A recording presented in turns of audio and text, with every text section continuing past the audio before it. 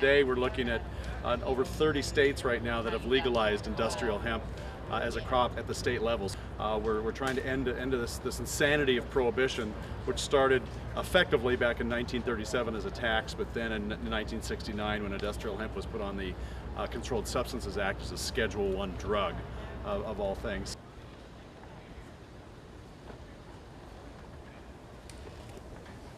The flag that we just took down was made out of nylon.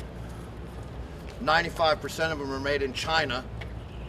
And probably the maintenance guys can answer this better than me, but they're probably replaced about every 3 to 5 years. So that means the symbol of our country is made cheap in another country and to be thrown away. This flag is 100% American made. The cotton that it is blended with came from a small biodynamic farmer in California. The indigo that was used to dye the blues came from North Carolina. The madder that was used to dye the red came from Missouri.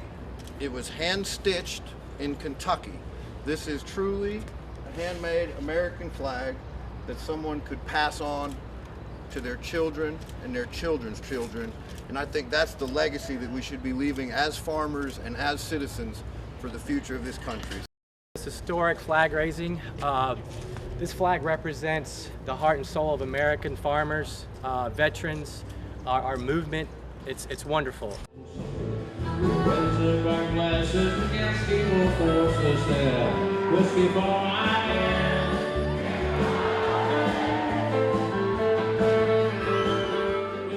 Thomas Jefferson's home here. We got James Madison over here at City Hall. Both of those presidents grew hemp. Thomas Jefferson said hemp, its first priority is the wealth and protection of this nation. And that is a huge statement to make. An important thing to bring back to our farmers and for this new industry. We're looking to wind that clock back and bring back really what is the crop of our founding fathers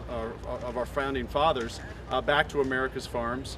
We know that we're never going to be secure as a nation if we aren't secure from energy, if we aren't secure with our food, and at the very basic components of that, if our farmers themselves aren't prosperous themselves, and that's something that Jefferson was really, he really had a strong ideals about and how we deal with our farming community. And we really see hemp as a way to transition back to a day when we have a lot of opportunities for our entrepreneurs in our rural communities that so desperately need these jobs, and a way to transition away from so many crops and systems that aren't nearly as beneficial to farmers in our marketplace as those that we can find in the industrial hemp world. We're doing this today with Willie Nelson concert because Willie has done so much for the family farmer, but we are going to present this flag to him later today.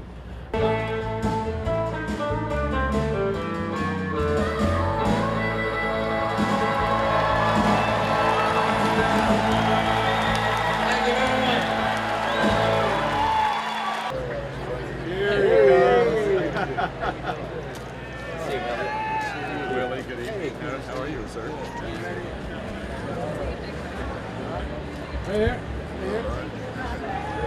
Blake's got one more. Earlier this week, the video Harvesting Liberty was launched on a nationwide campaign to gather signatures, which will be delivered to Congress on July 4th, to encourage Congress to pass House Resolution 525, which is again why we're here today. It's May 25th. House Resolution 525 in the home of Thomas Jefferson. I've never seen a time and a crop that I think has incited more optimism and curiosity from the farming community as I have about industrial hemp.